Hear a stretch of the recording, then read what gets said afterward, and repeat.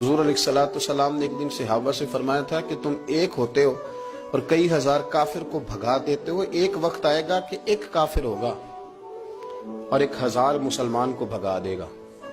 اس بیماری کو خاص توجہ سے سننا اور اس کی وجہ بھی سننا کہ بیماری پھیلتی کیسے، بس اس بات کو کبھی نہ بھولنا، یہ نفع دے گی۔ کہا ایک کافر 1000 مسلمان کو آگے لگا کے بھگائے گا، کیونکہ وہ پاک طیب طاہر دلوں والے لوگ تھے۔ وہ بول پڑے یا رسول اللہ صلی اللہ علیہ وسلم کیوں ایک کافر 1000 مسلمان کو بھگا ڈالے گا؟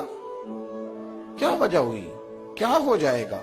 2 جملے میرے نبی کریم نے اور بات ختم کر دی۔ 2 جملے فرمایا تمہیں وہن ہو جائے گا، وہم نہیں وہن، واو ہا نون، تمہیں وہن ہو جائے گا۔ یا رسول اللہ یہ کس بیماری کا نام ہے؟ تو اللہ کے رسول علیہ السلام فرمانے لگے اس کا ترجمہ یہ ہے کہ تمہیں دنیا سے پیار ہو جائے گا اور تمہارا مرنے کو دل نہیں کرے گا۔